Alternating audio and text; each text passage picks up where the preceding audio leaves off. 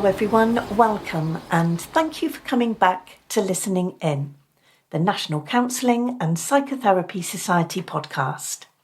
In this series, we want to give you the opportunity to listen in to some of the conversations that I'm lucky enough to have every day. That is, with a variety of people and organisations all working in the field of mental health and well-being. In this episode, we are joined by Rory Lees-Oakes, co-founder and director of Counselling Tutor. There's unlikely to be a counselling trainee in the UK who isn't aware of the extraordinary repository of resources, guidance, lectures and training that Rory, along with his colleague Ken, has created over the years. In addition, Rory is a seasoned podcaster himself, with well over 300 episodes of the Counselling Tutor podcast to his name. Considering the body of work he's created and his work as a lecturer in the past, it may be surprising to hear of Rory's own frustration and challenges as a student himself. And yet, perhaps that is what makes him so good at what he does. A self-confessed disruptor with a very real understanding of how we all learn differently or how academic ability should not be a barrier to learning. As Counselling Tutor launches its latest course about working with autistic clients, Rory and I discuss how important it is that the profession evolves in order to survive and be relevant in 2025 and beyond. We're a changing profession, he says. We're moving into a brand new world, and what we do now, today, may not be what we do tomorrow.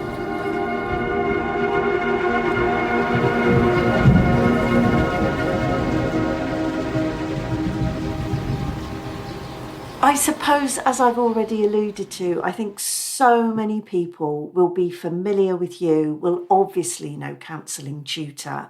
Obviously, those that are in our profession, I'm not making the assumption that everybody listening to this is going to be a practitioner or student, but I'm not sure how many of us know how you came about. Creating Counselling Tutor and all of the myriad of resources that you provide, and many of them freely, so generously on that site. So I'm going to leave it a very big open sort of question for you. But what got you? I know you were a practitioner beforehand. Am I right? Well, yes. I mean, I trained in the 2000s. So I did my first introduction in 2000, and then I had my interview for my certificate on the day the Twin Towers came down.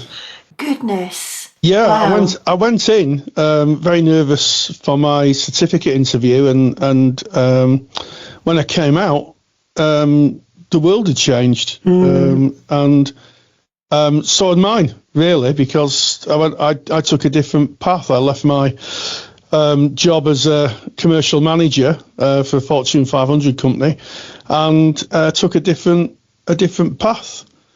And then I went on to do the diploma, and I qualified in 2004. I see. And so a completely different path to the one you had been on before. Any particular reason that made you decide to do that? Well, it's quite interesting. I thought you might ask that question, so I had a bit of a think about it.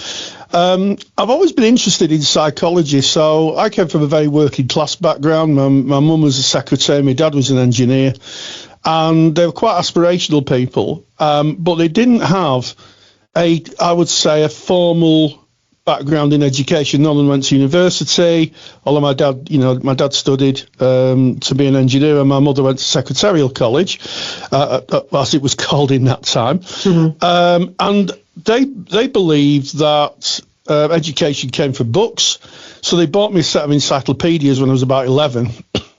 Bless them. And none of them, and I was encouraged to read them because what knowledge is power, and they were on the right track. But I think that We know it's not as easy as just reading the book and all of a sudden you become a genius. And the book on psychology is the one that I read the most. I didn't understand most of it, but it was the one that kind of fascinated me. And I ended up, after a singularly unspectacular journey through academia, I think I was the only person in my year who managed to leave without any qualifications from secondary school. I actually think the teachers actually clapped when I left. I had lots of school reports saying must try harder. They were kind of frustrated because they'd say at parents' evenings things like, he seems to be really, really bright. He just doesn't apply himself. And to be frank, there was nothing that was any interest at school for me. Why am I doing French? Why am I doing metalwork? I hated sports. A real square peg in a round hole. So I left, and I had a kind of hankering to get some form of education. And I guess my first formal exam was when I was in my, trying to think now, I'd say my late 20s, and that actually was the City and Guilds. I took a ham radio license. Did you really? I took a ham radio license, and I wanted to be a radio engineer. That was what I wanted to do. At the time, I was working in retail. I was working in shops. I sold cameras and photograph equipment. But what I really wanted to do was be a radio engineer, and the maths defeated me. I was just no good at maths, and of course you got to have some. So that was another career path that spectacularly ended. But I still retained my ham radio license. I'm still active in that area. And then I decided, when I was a commercial manager, I'd left retail and I got a job as a sales rep, and I decided to go back and do an A-level in psychology, and that was a spectacular failure as well. There seems to be a pattern here, doesn't there, of trying hard to get into academia and it not kind of being the right path. And I left that halfway through, and then one August, September, I was looking at the local newspaper, and there was an advert for a local college to be a counsellor, and I thought, I've got that. So I wandered in, and it was the most life-changing 10 weeks of my life. Wow. Yeah. When I came out, it was like I just need to leave the profession I was in, because it clearly was causing me so much distress. And I did actually have a nervous breakdown. I like to call it a nervous breakthrough, because I left behind a lot of difficulty that I had in my job, and chose a path which I like to think was a bit more genuine. I qualified in 2004. I was broke, and I'd been living on beans on toast for 2 years. And I thought, what am I going to do now? And I thought, I'd always fancy being a teacher. Perhaps I could do a better job than the people who taught me, because they were rubbish. Most of them won't be around now, but they weren't great, really. So I asked if there was any teaching vacancies at the college I was at, and I was told that I'd have to wait 2 years. And then in the January, so I qualified in the August, and in the January, they phoned up and said, you want to do some PD facilitation? So I said, yes, please. And then that went on, and I eventually took a Cert Ed, and that wasn't without a little bit of friction, really, because I worked at the local college, and I was halfway through my Cert Ed, and they closed the provision down, so I had no teaching hours. God. Yeah, but I did have a couple of other jobs. So I was support worker. I see. And I was going to kind of settle for that, really. And I thought, I just really want to teach. Anyway, I looked one night on the computer jobs, and I found a vacancy in Warrington, collegiate, which was initially for a year. They were going to close the counselling provision down, but they had a level 4 cohort they wanted taking through before they finally put the lid on the qualification. So I went with the kind of Faustian pact, if you like, that I'd get a teaching qualification, I'd have a year's work, and at the end of it, I would just go on my merry way. And for some reason, they kept me on, and we built the provision up, and I was there for 10 years. I finished in 2016 as a senior lecturer, and I don't like to boast, but, you don't get anything if you don't shout out. I actually won a teaching award in 2015 for outstanding use of technology in education. Oh, wow. Yeah, I was on Britain's Classroom Heroes. I thought you were going to say Britain's Got Talent there for a minute. No, I don't think I'd make that. Can't sing. That's another thing I can't do. I'm not good at that. But yeah, I mean, it was on at 6 o'clock on a Sunday when no one's watching. But yeah, it was nice. Nice trip to London. Nice meal. A lot of speeches. Oh, but what incredible recognition! There's already so much that you've said there that's so fascinating, Rory. Whether that's going back to your interest in radio engineering, things like that, and already those little nuggets of an interest in psychology, and there's this sense of just being interested in what makes things work, and actually, the other thing that really stands out to me is just that tenacity, despite your attempts at studying and what you saw as failures. You did keep going back. You did keep putting yourself forward. Whereas I think so many people would say, well, education in any shape or form is not for me. I'm not capable. I can't do this. But you didn't, did you? You kept putting yourself back. And the fact that you then end up working in education, teaching others, is absolute testament to you. Never mind the award that you got at the end of it, as that cherry on the cake. But that's so fascinating to just hear in that snapshot, that little pathway that you took to where you are now, and how many times I think it could have been perhaps an easy choice to say, maybe I won't carry on, maybe I won't follow that through, maybe I'll just go back into sales or whatever it might be. Was that ever an option? It's strange. My best friend at the time, Stuart, who's sadly not with us now, he said to me, I remember him saying, look, you're earning a fair amount of money as a sales guy, okay?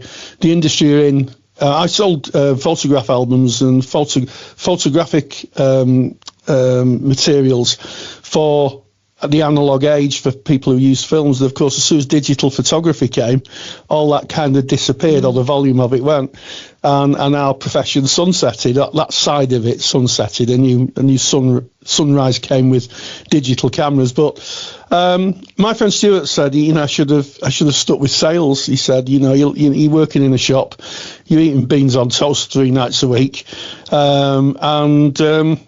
we never went out for anything to eat. Myself and my wife for 2 years, we never went out. And I had part-time jobs as well, but I just knew that if I stuck with it, something good was going to happen. Okay. I just knew. I used to say to my wife, something good will happen, and she's like, I hope so soon. But you mean that intuition, that sense of something, or was it feeling a sense of vocation at that point already? Like this is meant to be? Well, yeah, I think also, at this point, it's probably useful to tell the story which other people may have heard of. It's no secret that we had a loved one in our family who was struggling a little bit with life, and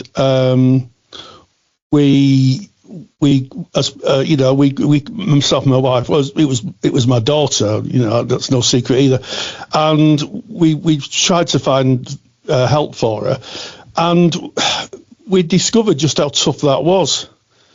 We in the 1990s, it was the Wild West. People complain of unregulated therapy now. You should go back to the 1990s. It literally was like the Wild West. We met all sorts of weird and wonderful people. And the wonderful people we met were at Mind, our local Mind. And she was offered help there, and I was so grateful that I thought, I could help. And then I soon realised that really there was no really vacancies for photograph album salesmen in a mental health charity. So I volunteered. I did a bit of volunteering and ended up chair and director of the organisation for a time after I qualified. And then subsequently, the end to that story, and this is again no secret, is my daughter was diagnosed a few years ago with autism. I see. And as was my grandson and myself. Who knew? Apparently everybody. And that was kind of very helpful. So there was a big driver there, and also I thought that I was making a difference. I thought it was something I could do. It felt a comfortable place to be. And I was really happy at Warrington Collegiate. I had tenure there. I was senior lecturer. I did pretty much what I wanted. I was the strange man who sat in the corner, and people kind of left me alone. My manager would have a meeting once a year and say, "It's all seems to be going very well, Rory. Now if you could just go." Because I wasn't particularly. I was a bit spiky. I was a bit precious about the provision. And then I met Ken Kelly, that's the start of the Counselling Tutor story, really. Ken was one of my students, very talented guy in his own right. He came to study counselling, he qualified, and I'd started a YouTube channel at about 2011 it started. I had a look earlier today, 2011, put my lectures onto YouTube. Oh, I see. Yeah, so what happened was that it was a lot of coincidences. A lot of the students wanted a bit more, and the way I did that was to record little lectures that I put on the college virtual learning environment. And it was the time when people were getting smartphones, so they could play it on the smartphones or they could play it on the computers. It was just coming of age. And one student said, "I'm not really good at the audio side to learn. Would you do a video?" And I said, "Yeah, I'll do a video," having no idea how to do video. But I thought, well, how difficult can it be? And I spent one entire night. I came home from work and I didn't go to bed, trying to make a video that fitted on the virtual learning environment. And I won't go on the technicalities of it, but they didn't give you a lot of space. Videos tend to be very big, in megabytes, and they don't give you a lot of space. And I put it on only to discover that, again, a technical thing, Apple phones wouldn't play it. So against college policy, I put it on YouTube because we weren't allowed really to do that. And I thought, well, it's all for the greater good. Some boundaries are meant to be pushed. Well, I thought didn't actually say YouTube in the policies, and I put it on YouTube just for this guy. And I went to have a look just before the lesson started again. It was Maslow's hierarchy of needs, and it had been viewed 250 times. And my first thought was, "Oh God, he's not getting it. He's been watching it too." Trying to. So I thought, oh dear. So I said to him, I said, "How's it going?" And he went, "Great, watched it once, got it." I said, "Well, I thought we were the other 249 people." Naively, I didn't think that anybody would be interested, and that was the beginning of it. And then I put a lot of other lectures on CT on the YouTube channel, and before long, I was outside the headmaster's office again. I got an email from the principal, and for the first time in my life, I stood outside the headmaster's office like an errant schoolboy. And he said he was him, and there was the head of IT. So I thought, this is pretty serious, this. And he said, "Well, what are you doing?" I said, why are you putting them on YouTube? I said, "Well, because the college servers won't support video." And he said, "Well, what are you doing it for?" And I said, "Well, I'm doing it to teach people. I thought that was my job." And he went, "Oh, right. Oh, okay then." And I said, "Well, can I go now?" And he went, "Yeah." So then that was it. Oh, that was that. That was that. And towards the end of teaching Ken. Ken went off. Ken's an incredibly visionary person. This is my business partner, Ken Kelly, and my friend. And he came back about a year later and he said, do you want to go into business together? And I said, no, I'm all right, really. I've got tenure here. And then I had a bit of a think about it, and we started off Counselling Tutor together. And that was when Ken had asked you, would you like to go into business with him? That was his idea of what he wanted to do, the business that he'd already decided he'd like to do with you, or did you come up with those ideas together? Well, it is very interesting. Ken's a very entrepreneurial, very, very visionary kind of guy. And he's also autistic. He's neurodivergent. People running Counselling Tutor, and we started off with something called Counsellor CPD, which didn't seem to take off. I think part of it was the technology side hadn't caught up. There's still a lot of students who weren't tech savvy, and then we just thought, well, what really does our profession need? And we thought, we could support students. So we started off with the podcast, the Facebook page, and the podcast. So, for those of you who might not listen, I'll give it a bit of a plug. CounsellingTutor.com, and you'll find the podcast tab. We're in iTunes. I think we're up to 385 episodes now. Oh, even more than I thought then. I think so. I think I'll have to have a look, but it's definitely well over 300. It's well over 300 now. And we do them every week. They go out every week in the academic year. And we've run that since 2015, I think.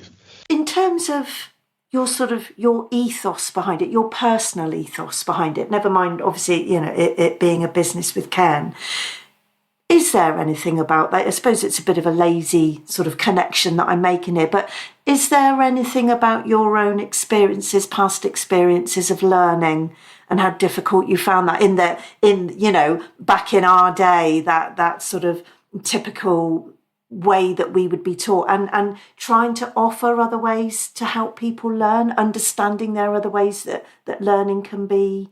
Well, I think first of all, I was so grateful. It was such a different learning experience, learning counselling, than anything I'd ever experienced. I mean, the 1970s weren't the most enlightened times. I was taught in a comprehensive school, which they've knocked down now. And personally, if I could have took a sledgehammer and helped them, I would have done that. and preferably with some of the teachers inside. I don't really mean that. and I thought, this is incredible, and if I can impart some of that and pass that on to people like me. Yeah. And for 10 years, I was talking to a friend of mine who I taught. She was selling sandwiches in a sandwich shop when she walked in my level 2 class. She's now head clinician at a children's charity, and it's just a joy. Yeah. And it's nothing to do with me. It's all her hard work. She wanted to be a therapist, and boy, oh boy, has she done that. And, if somehow I kind of help that process along, oil the wheels a bit, great. And that's what I was interested in. I was interested in helping people like me to fulfill their dreams, really. I often say, never let your fears get in the way of your dreams. And, and also to help people like my daughter. Yeah. Yeah. Great people. The person I knew my daughter's therapist because it's a small world. She never talked about what was said, but my daughter mentioned who the therapist was, and I knew her. And she was from a council estate in Oldham, and she was one of the best therapists I've ever met. Yeah, yeah. She was just brilliant, really a game player, but you heard her, and she spoke in a very northern accent. She wasn't the archetypal therapist, and that's what drives. It still drives me and Ken now.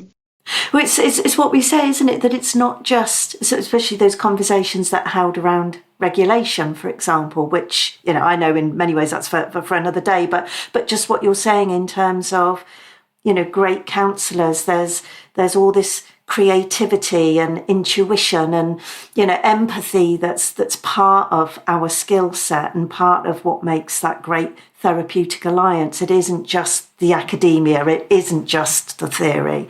And those things are so hard sometimes to measure and quantify, aren't they? But Rory, there's also those, so you're talking about that end result, what counselling students become and the part they play in society and helping others. But I think in terms of being a tutor, and there's such a generosity, I think, in sharing knowledge and sharing experience to others.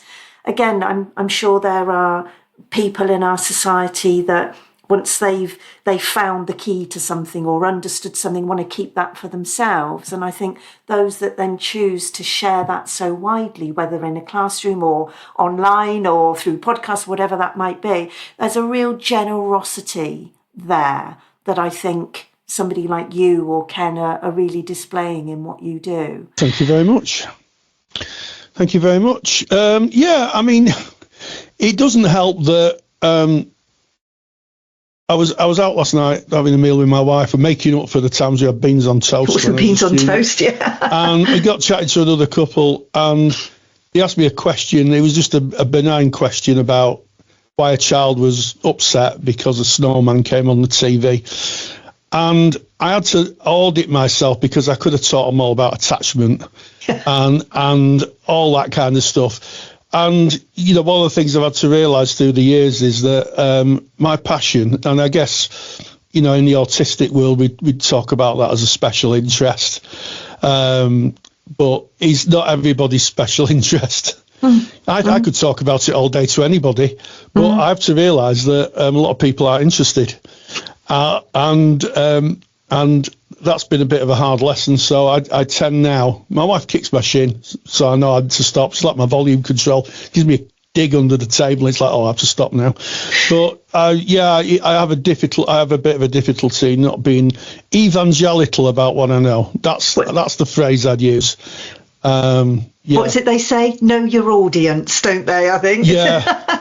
Yeah, I believe that everybody should know it, and unfortunately, everybody doesn't want to know it. So, it is about the audience, and I guess to some extent, our own experience has forged the other things we've done in Counselling Tutor, such as, autism has played such a big part in my life. My grandson is, they would say a high support need child. He's 8. He's lovely little fella. And so his sister's lovely as well. His sister's is a lovely child as well. We love them to death. And of course my daughter's autistic, and I discovered I had an assessment, and there's a strong possibility that the person who did the assessment said if I'd been diagnosed at school, they would have said I was autistic, which came as a surprise to nobody that I knew. I said, "Isn't that a surprise?" And he went, "No, I don't think so, Rory." Obviously, so, what a great segue for us to come on and talk about some of the new resources and training that you're doing about for neurodiversity and autism-informed practice. So obviously you've mentioned your own personal experiences and for me, it obviously, the awareness that we're now able to have, the understanding that we now have, the knowledge about neurodiversity, it's sort of, do you know what it makes me think of? I was thinking about it before we came on to speak today.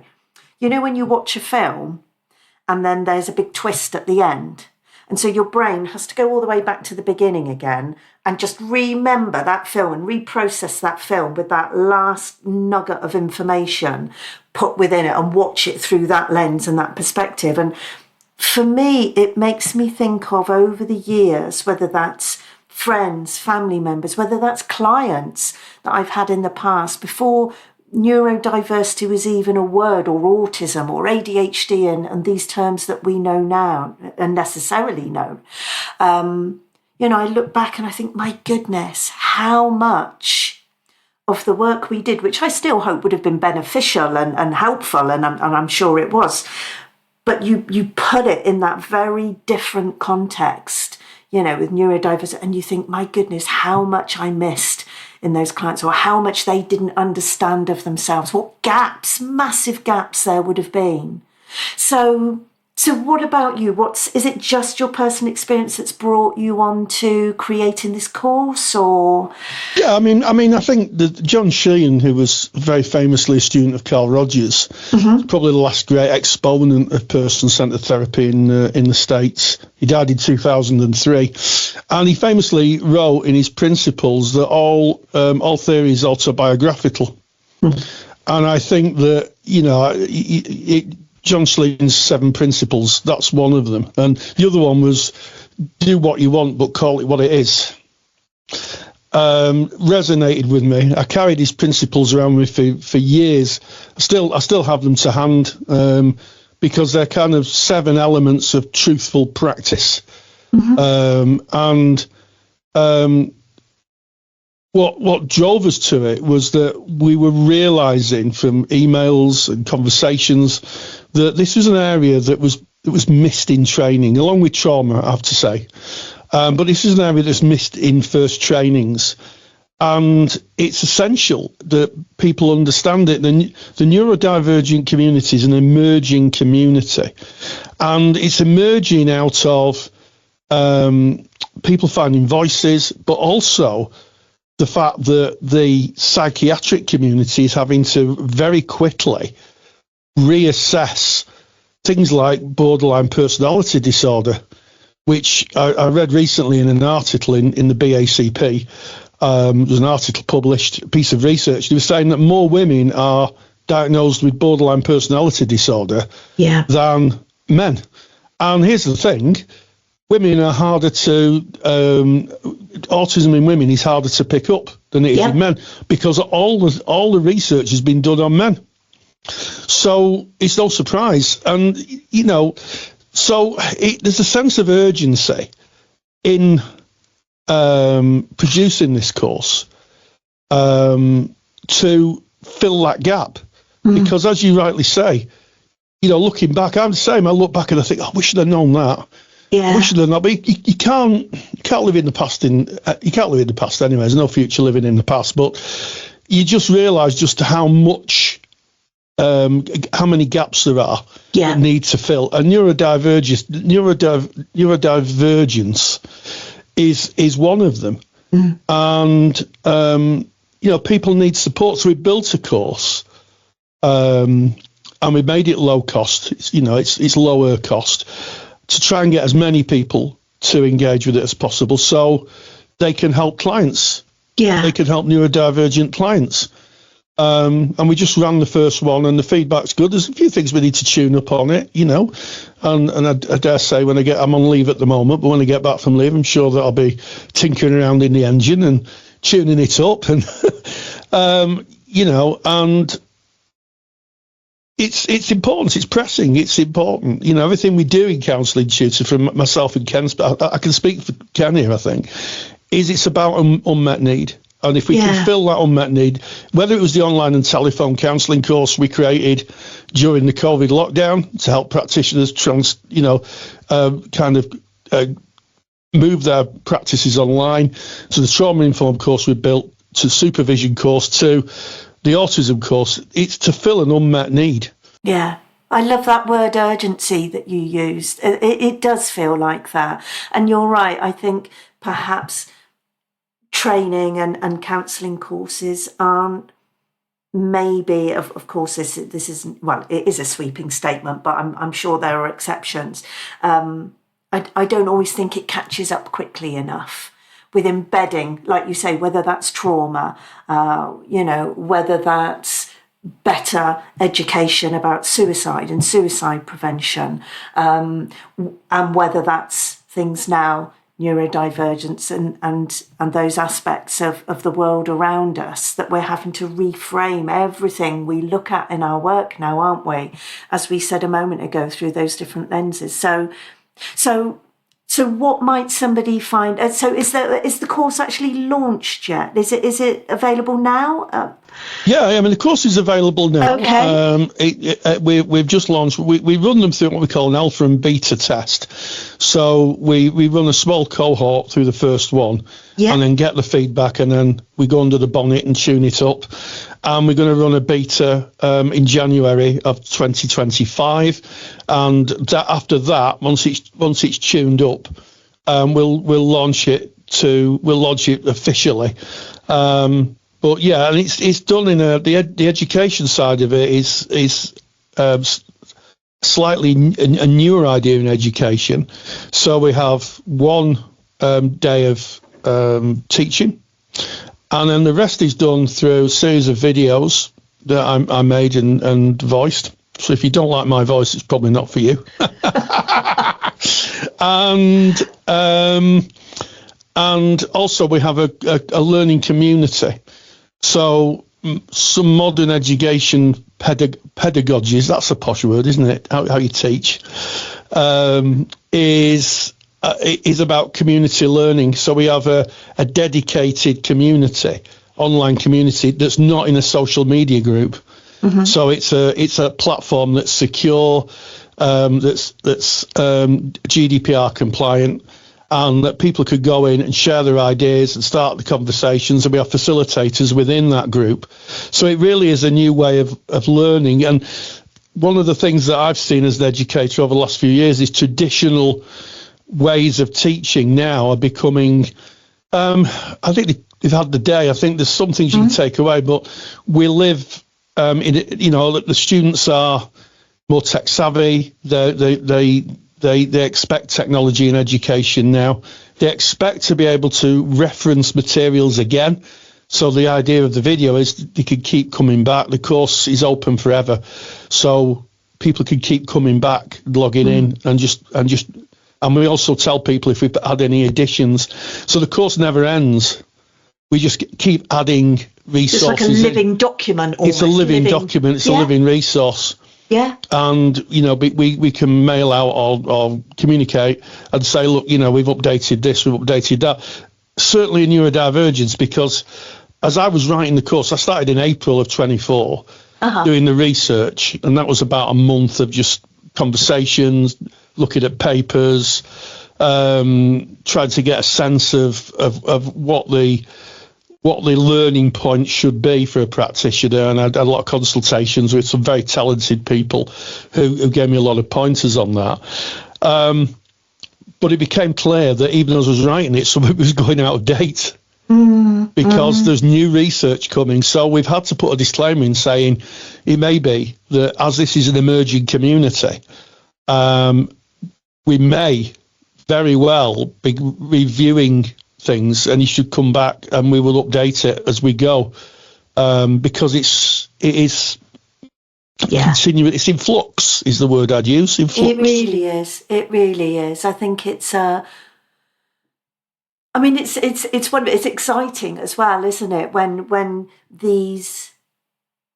a light is shone in these areas that we hadn't recognised before, or we hadn't been able to describe or give a word to or a label to before.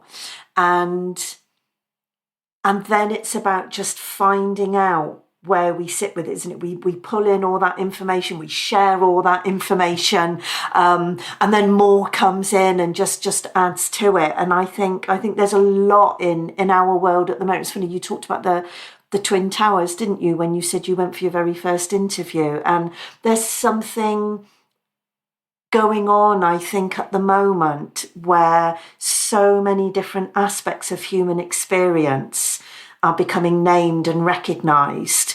But we still need to sort of find our place in that, don't we? Where we sit as individuals, how communities are going to work with that, and of course how that then gets taken into mental health and counselling practices, etc., etc. I think we're in the midst of a revolution. Yeah, exactly. In mental health, and I think within the next 10 years we'll see the DSM, the Diagnostic Statistical Manual, or ICD, which is the International Classification of Diseases, which is the European manual that a lot of psychiatrists, psychologists use to look at aspects of the human condition, be completely rewritten, and a lot of conditions depathologized. I think that too much of the human condition has been pathologized. Absolutely. And we need to remove that and say, look, this is the panoply of humanity. It's not a condition. It's not an illness, and we have to work with that. Yeah. We have to work with that and understand it and embrace it, because everybody's got something to offer. Certainly, if someone is very ill, then they're going to need a lot of help. If they're very ill and they may be dangerous to themselves and others, they may need, to have some kind of secure setting to get that help. But I think the whole of the mental health diagnostic criteria will crumble. I couldn't agree more. And becoming more trauma informed as a society, I think will absolutely push that along too. And perhaps a lot of that will start with the likes of the people, that you help teach and train, that will come from our community as counsellors and psychotherapists. We say about this podcast, it's about a collective voice, and that collective voice becoming louder and getting messages across, shared knowledge, shared understanding, shared beliefs, and it's all part of that, isn't it? So important. It really is changing. And you talked about how teaching within that is changing, whether, like you say, whether that is in terms of tech, whether that's now in terms of AI. I know that's something you're also very interested in, whether that is now our ability to understand that people learn in very different ways. So as many different resources we can, even embedded in EDI principles, just understanding not everybody learns the same. And it always feels like you're ahead of the game in all of that, you and Ken, that you're always just a step or so ahead and already planning these things as the rest of it. Or maybe I'm speaking for myself. I don't know, Rory, but as I certainly feel I'm sort of catching up with some of these things. I mean, I think it's fair to say that Counselling Tutor has been disruptive in a lot of areas of our profession.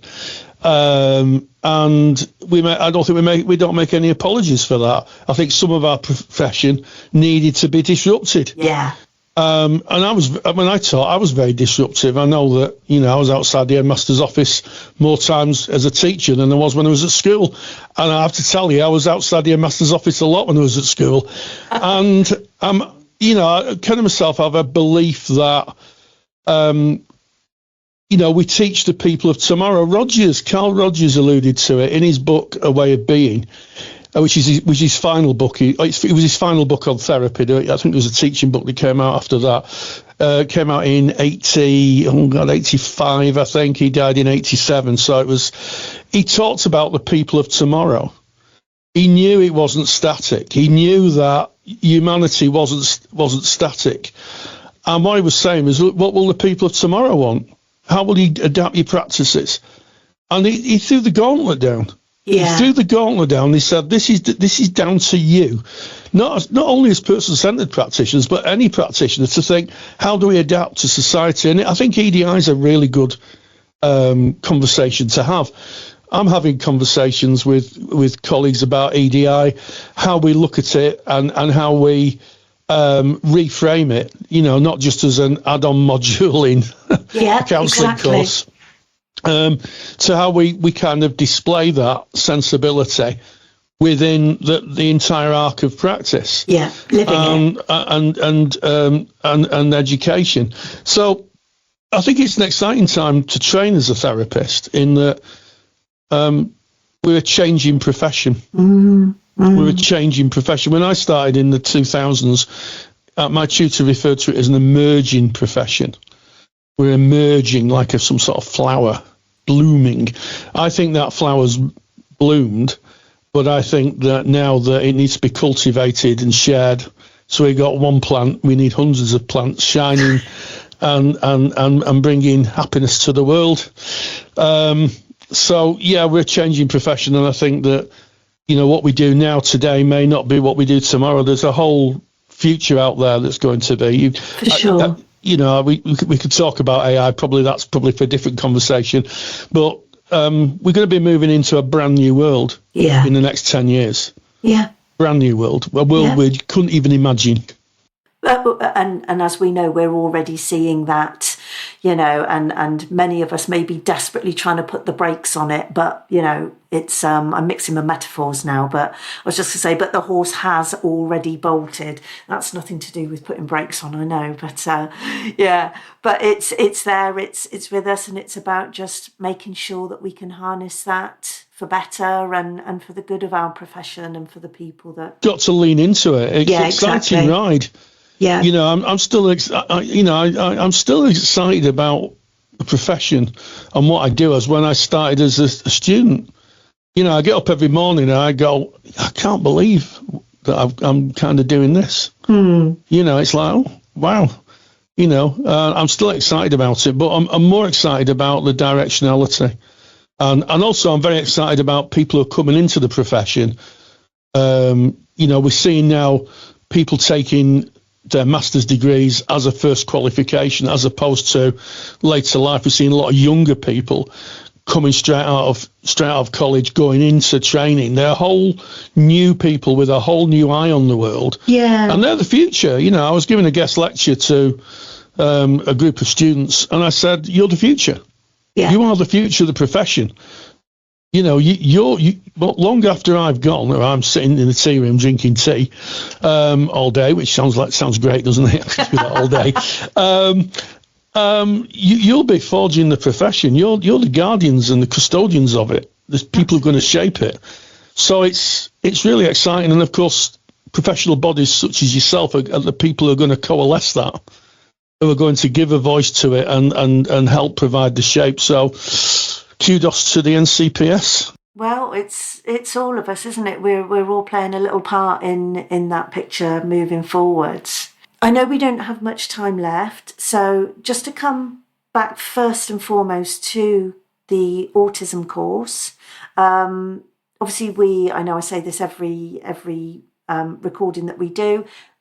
All the links, all the information people will need will be in the show notes below, wherever they're listening to this, so they can click straight through and find out more information and take them through to your Counselling Tutor website.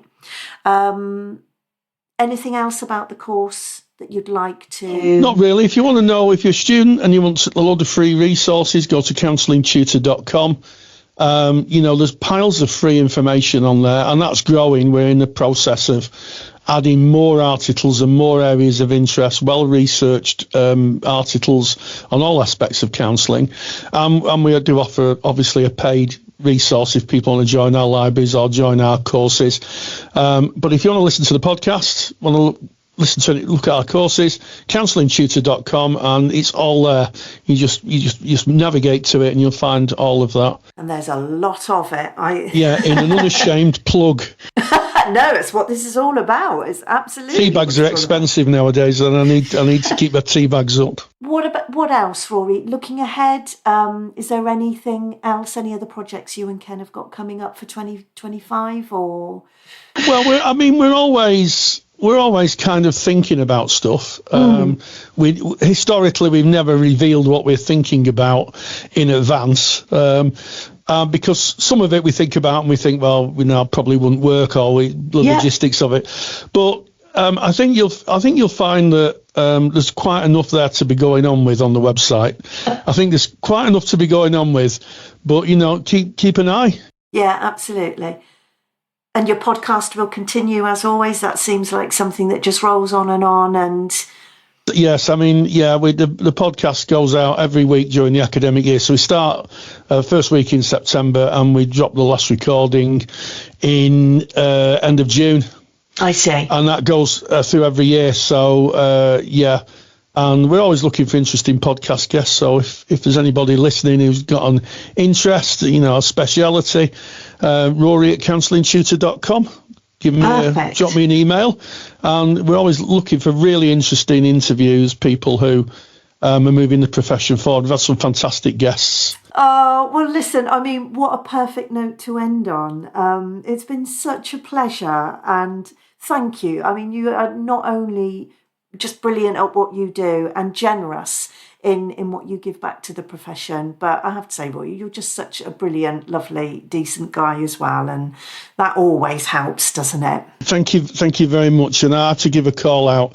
If you get a £2 coin and you look on the edges of it, it's a standing on the shoulders of giants. It does indeed. And it's a reference to Isaac Newton, who nodded to all the instrument makers that made the instruments for him, that allowed him to come up with his theories. And I've got lots of giants in Counselling Tutor. We've got a host of giants. Our staff are brilliant, very talented people. And of course, it would be remiss of me not to mention Ken, who's not with me today, who is really a driving force. And you don't hear much from him, but his contribution is huge. So make sure. But thank you very much for your kind words. It's always nice having kind words at the end of a podcast, isn't it?